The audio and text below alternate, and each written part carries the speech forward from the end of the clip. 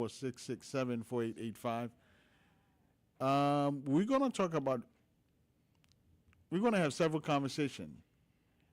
And some of the conversation today is going to be very difficult.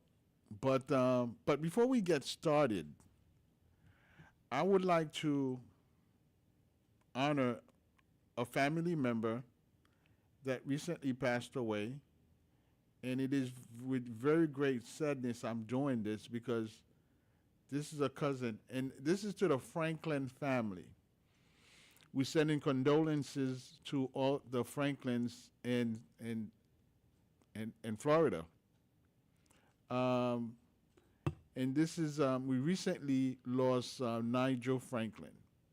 Now, a lot of you guys may not know Nigel because Nigel is the son of Jacques Franklin, the grandson of Laurier Franklin. So when I mention Laurier Franklin, Jacques Franklin, now a lot of you guys may know who I'm talking about, may know Jacques, may know Laurier, but may not know Nigel. And it is with great sadness I'm heading right after the shows to Washington, D.C. to show my respect. This is a young man that was born on October 15th, 1987, and he passed away on June 30th, 2025. And he was a great gentleman, and we are very sad that we're no longer going to be able to share times with him with eating. The last time we got together, we stopped at, I believe it was a mall, just to taste some fine cuisine, fine Haitian cuisine. We were eating a large fried fish and fried plantain. So, Nigel, you will be missed extremely, and it is with great sadness that we are announcing that. But we know that all the Franklin family, those of you who are not aware of it, so I'm making you aware of it, and may he rest in peace. Now, having said that, let's get back to business. I want to discuss something that's very difficult to discuss, and I don't want anybody to think that I'm. This is personal. No, it's not personal. First of all, when you are choosing a clinic, there's certain things that you have to look for in a clinic. Do you have a doctor, an MD? And I'm not saying that the ARNPs and the PAs, they're not worthy. You have some very fine ARNP, they're very fine PAs that's doing a fantastic job. Just as well, you have some fantastic MDs that's doing a fantastic job. So those are the things that you're going to look in a center. In our community, and I'm speaking from for the past 21 years, I've been able to be sitting at the table with executive, as I am an executive myself. I've sat down with people who are making decision about your life to a certain extent. But you need to pick a center where they are not profit motivated, but you need to pick a center that's patient motivated. Now, don't get me wrong. Healthcare is a business. It's a business that's there to take care of you. So the business of healthcare and the way it goes is simply like this. Center of Medicare and Medicaid, through your Medicare card, allow you to join a Medicare Advantage plan. And with that Medicare Advantage plan, you're able to receive benefits. Now, do not put the benefits in front of the care. The care must go before the benefits. Now, I know that from the time that we're living now, it's very difficult because of the fact that the price of eggs has doubled. Prices on certain things have increased. And already that the amount that you're receiving from Social Security is really not sufficient. So what do? How do we approach this situation? And it's fine if, for example, one of the things that I've always commended the healthcare industry for doing is by providing you what they call a meal, it's called flex card, or another word is a healthy meal card that allow you to buy food. So you're getting that card in addition to your food stamp card. So now there's no reason whatsoever for you not to eat properly, not to eat healthy. You know, Dr. Samuelis and I, usually we come here and we talk about health. We talk about prevention. And one of the things that he always talk about is eating healthy. When you find that as we're getting older, we tend to put on weight. What we put in our body, what we put in our mouth reflect in our body, and so many things that could happen. That's when we start to develop high blood pressure, diabetes, cholesterol. So we need to take care of ourselves by eating properly, first of all. Now, the line is open right now. You guys could start calling if you wish. 954, 305-954-1580, 305-954-1580. Remember, this show is an interactive show, which means that you call in and ask questions and make your comment, whether you agree with me or not. In fact, I much rather that when you don't agree with me, because then we have something to discuss. But call in. So, as though usually we tend to stray off the conversation. But that's part of the conversation in terms of the benefits that you're receiving and what priority are you afford those benefits. Those benefits should not be priority in your life. What should be priority is your health. I had a conversation earlier with a gentleman, and he disenrolled from one center without going to too specific, just to join another center, while the service from one center to another is night and day. So what I want you guys to concentrate on when you are being approached by anyone, the question that you should be asking is the doctor. What kind of doctor is he?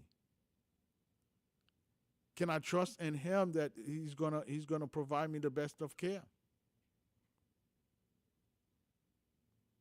Now there's a lot of centers. What they have done is basically concentrate on the bonus or um,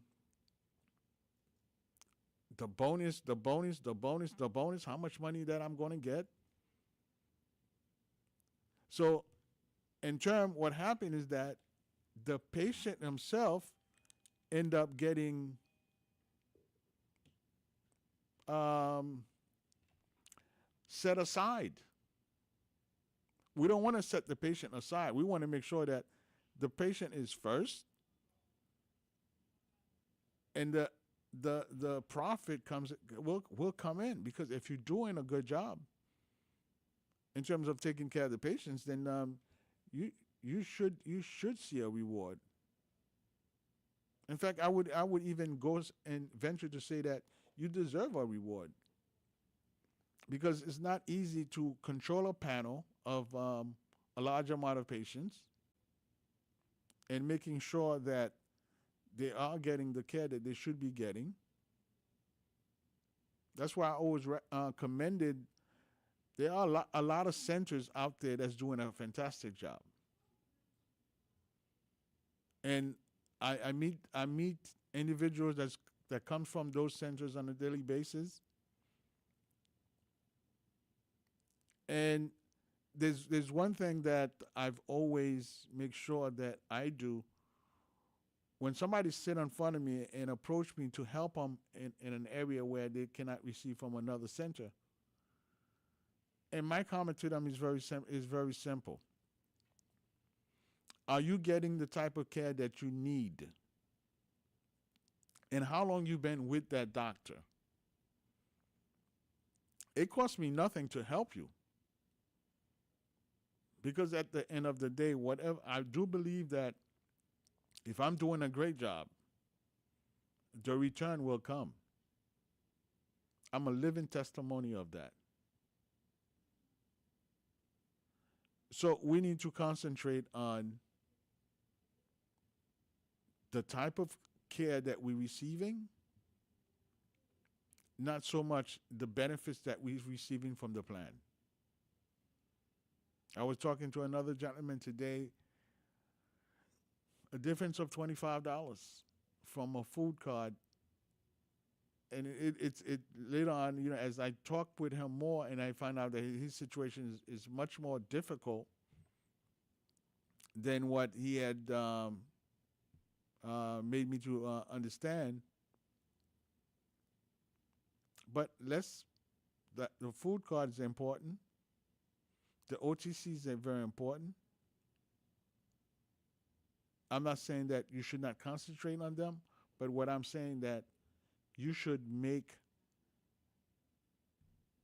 the type of service that you're getting first on your list, then those objects second on your list.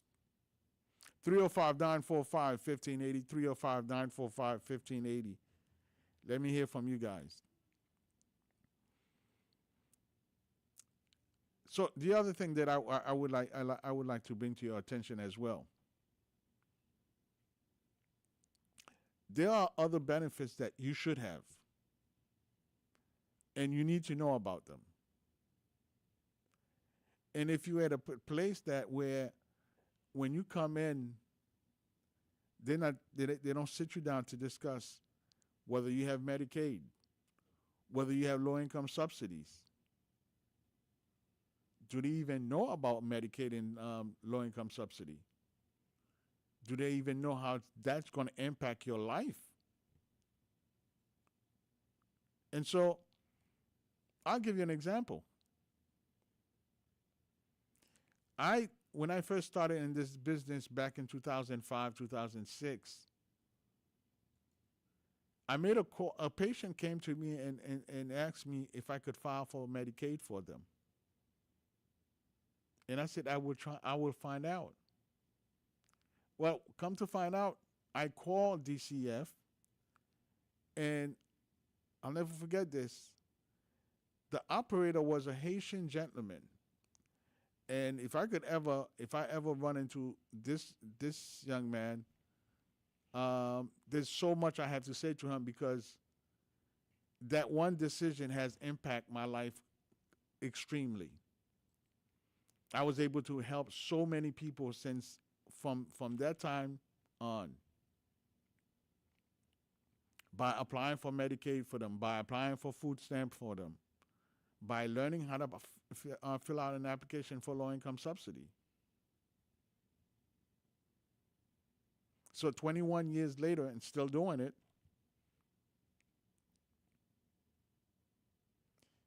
it's very important when you sit down that, especially those are you that are new to Medicare. When you sit with someone, let's make sure that yes, they are checking to see if you're eligible for these benefits. Now, we are living in a time that is going to be extremely difficult. I know a lot of you are concerned about whether you're going to have how your how the that big beautiful bill, how is it going to impact your Medicaid? And I've gotten that question so many times in the past few days since that bill has passed. And my response to you is very simple. Remember, Medicaid is a state program. It's not a federal program. Now, the only way that Medicaid is going to be impacted by this big, beautiful bill is where the federal government is going to withhold certain funds to the state government. That's the only way it's going to impact. So basically, what they're going to do is they're going to say, "Well, we're going to enforce certain rules on you. You do things our ways, just like they've been doing with California.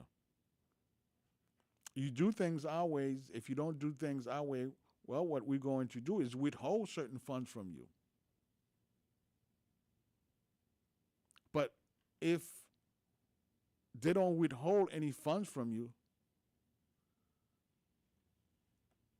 then it's your, especially for you guys in South Florida, I don't think you're going to have a big impact on reducing benefits when it comes down to Medicaid. Because remember, this is a Republican state. So the impact is not so great. But yet there's the bill is still young. There's a lot we're going to see. Hopefully, the second half of this will be done in Creole. We'll have our guest, and that's going to really discuss certain things. So I hope that you guys stay on and for the second half or second full hour that we'll discuss those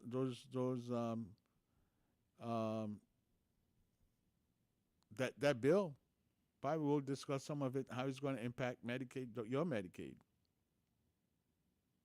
But like I said, I don't foresee that a great impact with your Medicaid. And I'm talking about for the seniors. I'm not talking about young people that's not eligible. I think where it's going to have a greater impact, probably, in the past years they have added that you must be working, show proof that you're looking for work. If you're a certain age, that you're receiving food stamp. So maybe that's where you might get the impact. Other than that, I don't foresee you getting affected by this bill. That's my 2 cents. I believe that there's a great chance that every one of you that's receiving retirement benefits, disability benefit, SSI, and survival benefits, child care benefits, spousal benefits. Those of um, probably in January there will be an increase of 2.8%.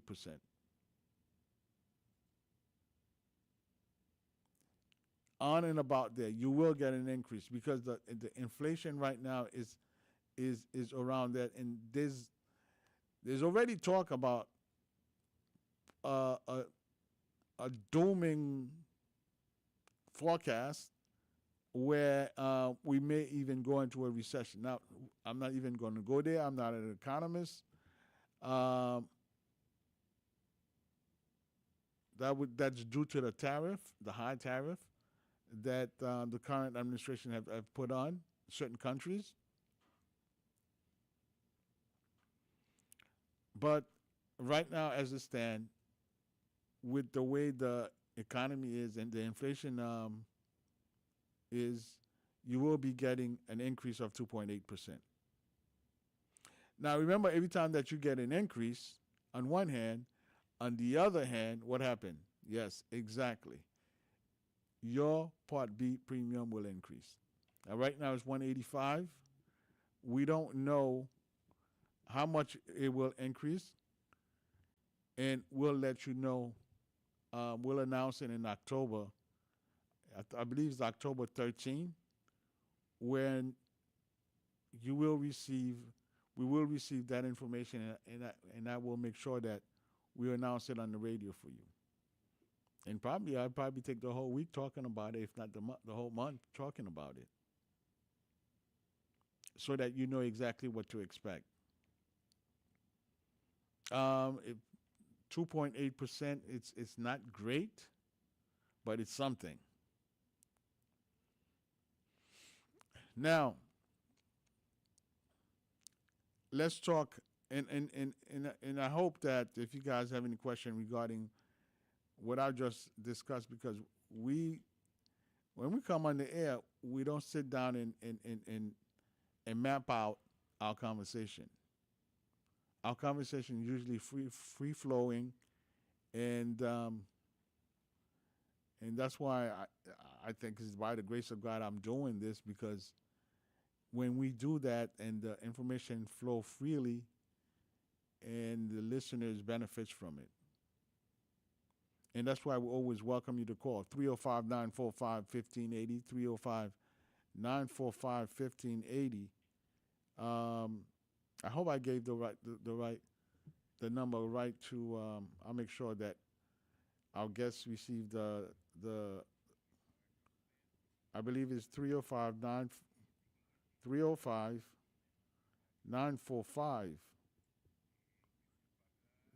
1580. So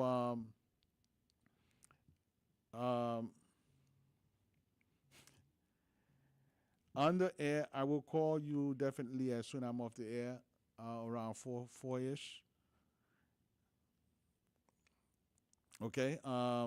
Yes. So 305-945-1580, 305-945-1580. That's the number to reach me right now on the air. We'll talk later. Yes. So let's talk about what I want to talk about is when you guys reach the age of 65, 3 months before, you're supposed to apply for Medicare. 3 months before. But when you wait for 3 months after, so what happened is very simple. Now you are going to get a penalty.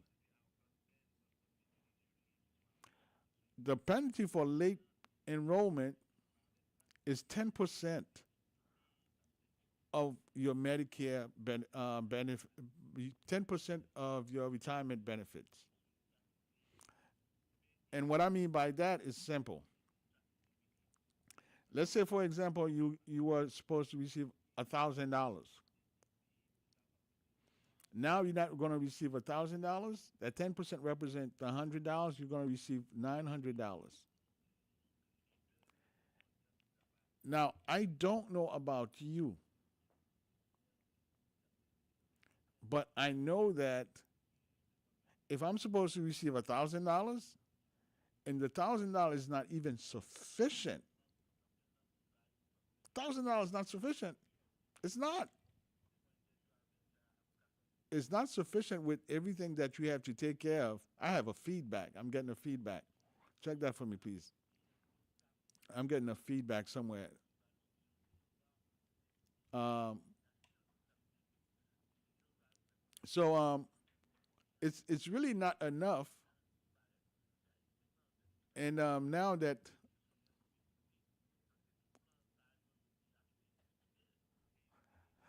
it's really not enough, and now there's $100 coming off of it. So trying to make sure that before you turn 3 months before you turn 65, you file for Medicaid. 3 months before, don't even wait for 3 months after. Because 3 months after, what's going to happen? You're going to end up somewhere. You're going to say, well, I have time, I have time. And then when next thing you know that it's 6 months after. And then now you fall in the category where they will take 10% of your income on a monthly basis for the entire time that you're going to be alive to receive the Medicare, your retirement benefits. Is that fair? Should you allow that to happen? Well, the only way that you could prevent it from happening is applying for Medicare 3 months before.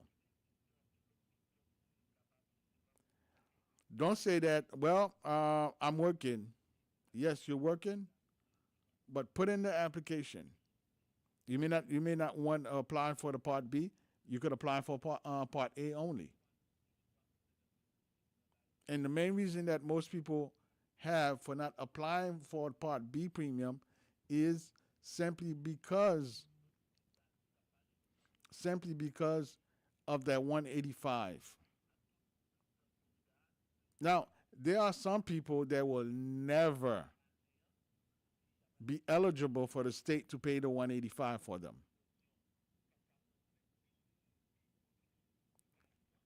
That would not happen. It will not happen. And let me tell you why it will not happen. When you take someone that had a very good career, making a lot of money during the time that they were working, they're contributing their 6.5% contribution is above,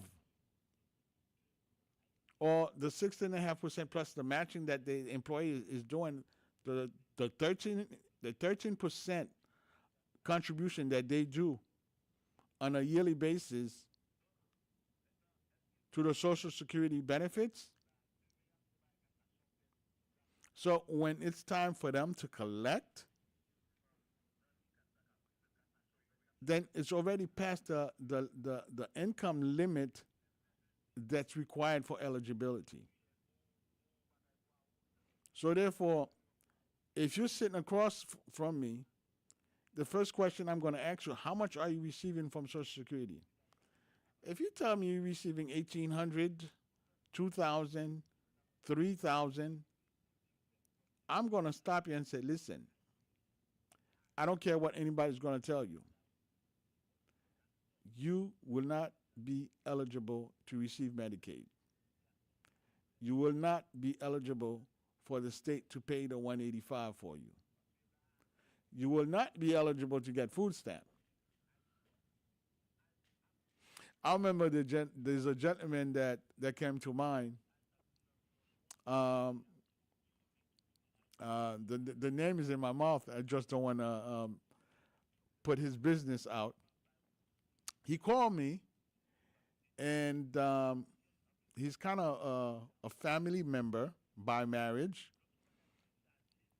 And by me saying that, if he's listening, he's going to know who I'm talking about.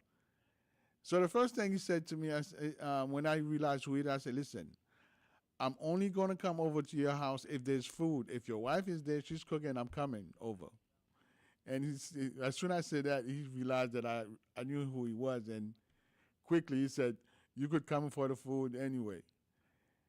And I started to tell him about the benefits that he's going to be eligible for. And at times, what I failed to realize is that there are all of everybody's important, but there are some people that's listening to this show, and at times when I make a mistake or I misspoke, they will call me and correct me. And when I start telling them about the benefits, he said, I'm not going to be eligible for it. I said, but you don't know. He said, yeah, I know. I said, well, hear me out. He said, listen, I've been listening to you. I make too much. I said, what is too much? As soon as he opened his mouth, then I realized, I said, yeah, you're right. So those of you that's been listening to this show, and it's going on 7, 8 years, you automatically, when somebody comes to you and says, well, I'm going to help you get certain benefits.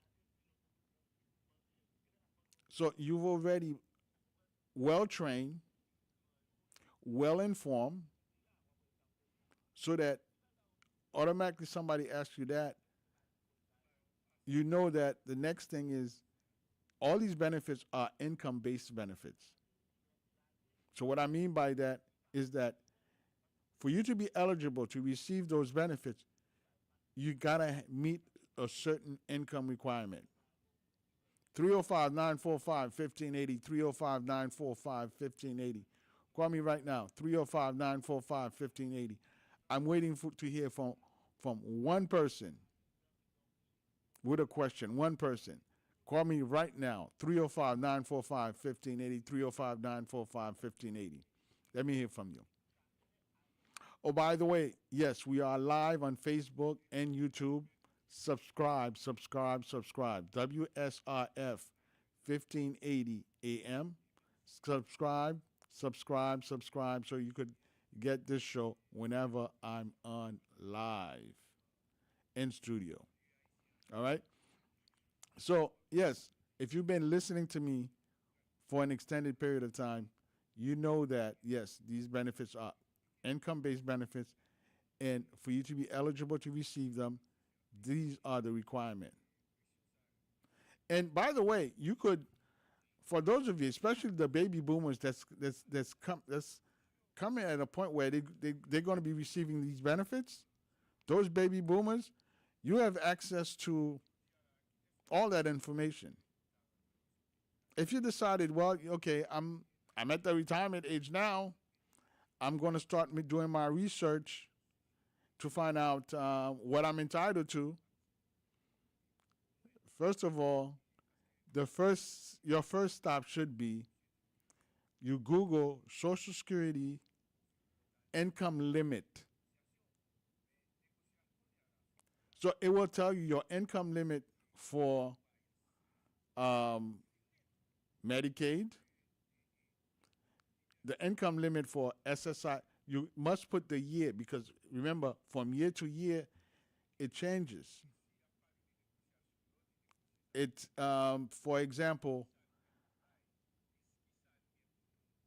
in January, if they give you guys a 2.8% increase, then that 2.8% increase is going to reflect on the increase on SSI.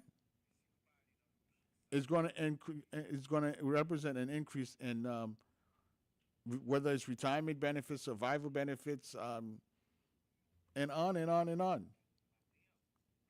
So you want to start with the income limit. From there, you will have a better idea what benefits that you're going to be eligible to receive. 305-945-1580, 305-945-1580. Call me now. Call me now. So once you find out exactly the income limit, then when somebody, you basically match it with what you potentially going to be getting from Social Security. Now, by the way, everyone who is capable of operating a go online or operating a computer can get this information online. Listen, the days where somebody will come to you and say, "I'm going to fool you," without you knowing, I'll just spew information at you that's going to make your mind boggled. Those days are over. You could get those information online. So don't let nobody fool you. And I always tell everyone, your best source of information is source of information right here. Because on a weekly basis, we cover certain topic that sometimes I even forget about that. Those information are right there in my back pocket. And they usually come out when you call in and ask a question. And I could be in a comatose state, but when you call with your questions, then all of a sudden it awakes something in me to give you that information, to share that information with you. And that's why from day one we started this format, and it's proven itself very successful from year to year to year to year, year after year, and year after year. So call us now, 305-945-1580, 305-945-1580. Call us now. We want to hear from you. So first step is know your income limit. And everyone should go on ssa.gov, open an account. Yes, it's tedious. Yes, it goes through several steps of identification where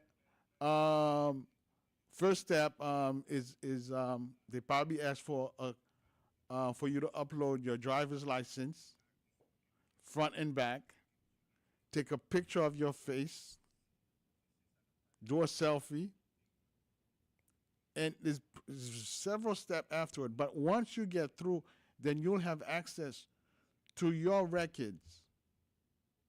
A lot of people, when I'm filing for retirement benefits for them, and one of the questions they ask me, how much I'm going to get. I cannot answer that for you because I don't have access to your record. And it's not it's an awesome responsibility because then I would be doing the job of the agent at the Social Security. Then once I had that full access, and would I have enough time to really take care of all you guys when I have that information in my hand? That would be good. But I probably would be opening myself to a lot of lawsuit because um, I don't know. Well, let's not even go there. Let's not even go there. But yes, go in ssa.gov, open an account. Yes, it will take time for you to open the account, but once you open it, you'll have access to your information. It will tell you that how much your contribution is from year to year. It will tell you that if you decide to take your retirement at age 62, potentially how much you will be receiving. It will go from 62, 63, 64, 65, and give you the percentage that you would be receiving. Now, you know, it's always interesting to me as I'm talking, my mind is going, and then we just end up from one conversation that correlate with exactly what we're talking about. Now, for those of you that decided, well, I'm going to take it at 62 or 63, 64, 65, remember that, and I was having a conversation with one of our agent at the office, and she's been on the show before, um, is that when you make above the 23,400,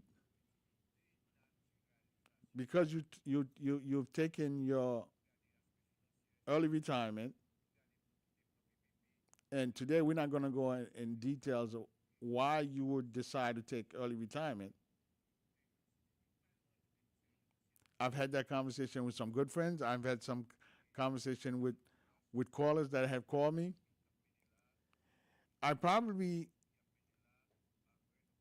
have that conversation with one friend in particular and a couple of friends, and try to trying to push them in a different direction, trying to persuade them not to take an early retirement. That's the word that I was trying to find. And for some reason, if I would say my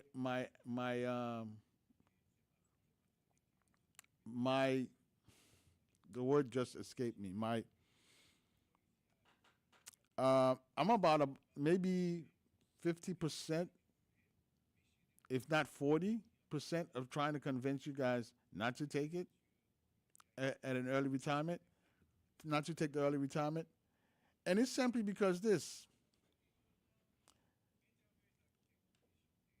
you're going to get a percentage. It's not that they're taking away from your benefits.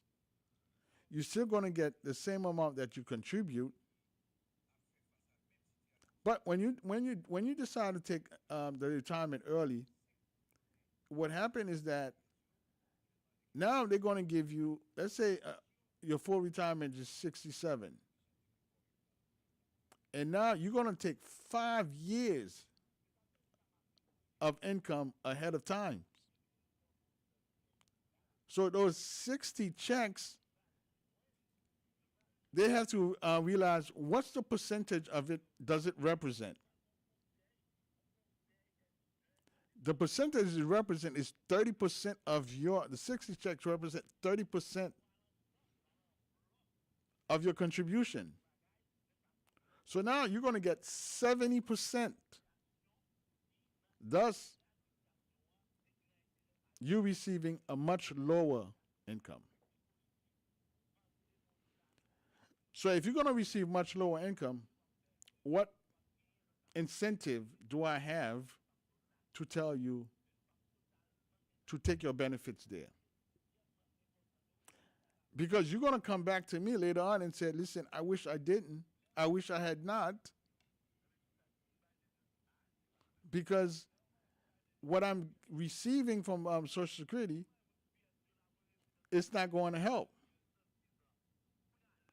So therefore, and now once you sign the application, you can't come back and say, "Oh, can we do it? Can we do it over?" Because then they're going to actually say you have to return whatever we pay you. That you'll have to return it. So, thus come with the decision for me.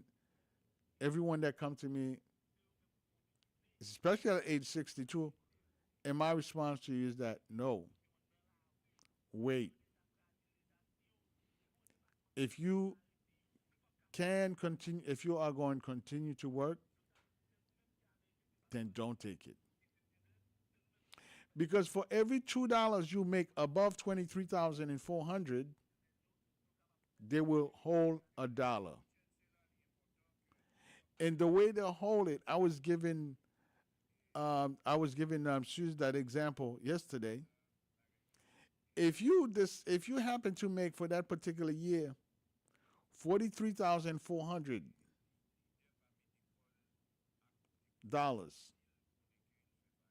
so remember I said for every $2 they're gonna hold $1. So if you make 20,000 above that limit, they're gonna hold 10,000. Now, how are they gonna withhold 10,000 from you? Well, let's say for example you receiving $1,000 from Social Security.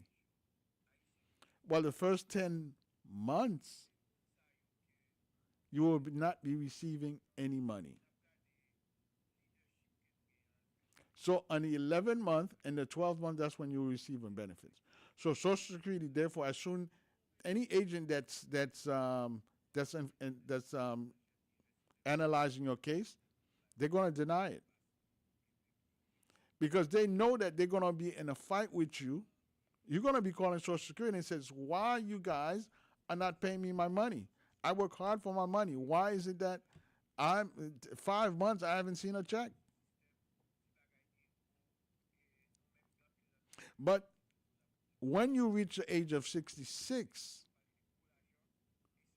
you could actually make up to $62,000 and change before they penalize you. Or it's not a penalty, before they withhold any money for you.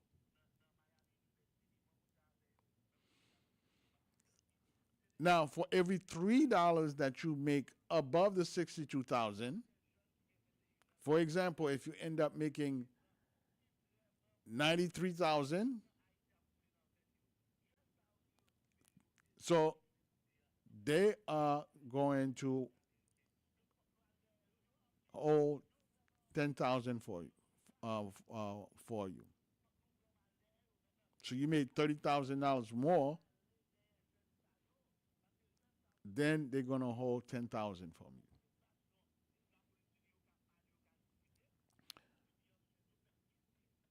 So let's get back to you opening an account, and that account that it will show you all that. How much that at age 62 you'll be receiving, 63 how much you will be receiving, 64, 65, 66. And most of the people that's listening to me right now, your full retirement age is 67. We are in the thick of baby boomers. So, and you guys are creating a lot of problems, and which you guys will soon hear more about it. 305 945 1580. 305 945 1580. You don't have much time left for you to call. 305 945 1580. 305 945 1580. Call me now. Call me now. 305 945 1580. 305 945 1580. Call me now.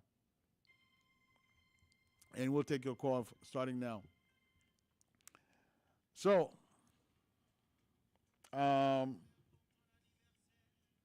so early retirement is not an option. Early retirement is not an option for you guys.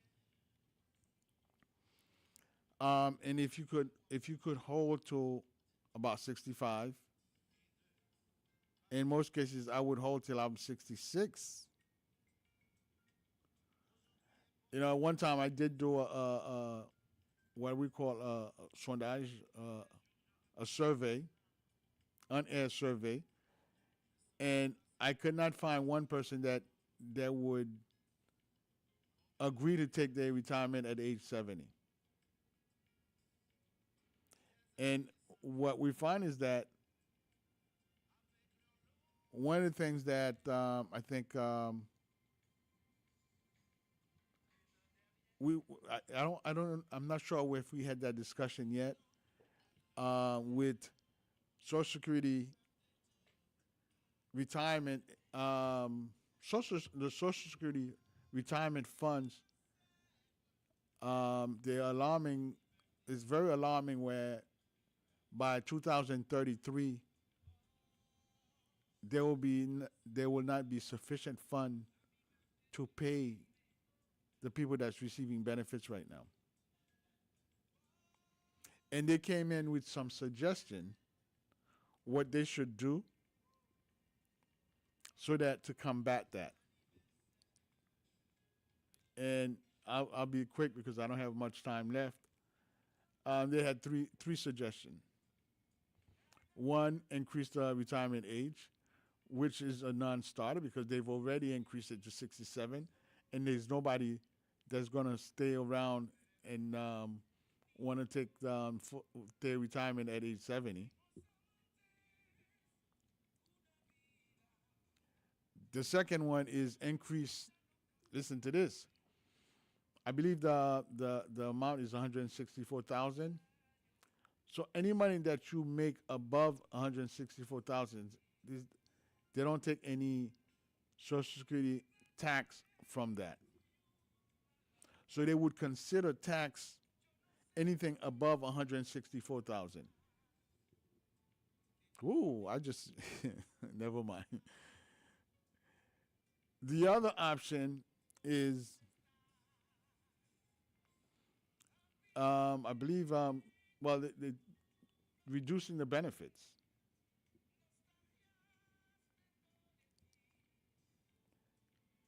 I have another option. Is basically, um, I mentioned about. Well, first of all, let's go through the step. I mentioned about increasing the age, tax above 160. I believe 164,000.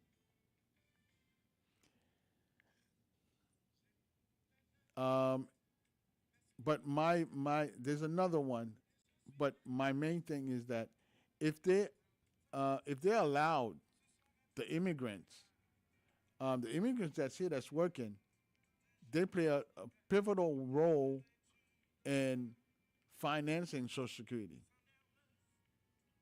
But anyway, what's going to happen is that Congress is going to step in, fund Social Security, and so that in 2033 we don't run out of funding.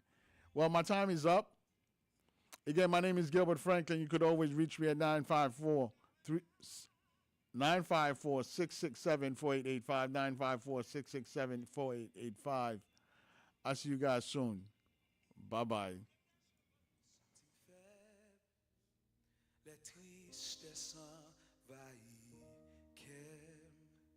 les entrailles moi a déchiré en dedans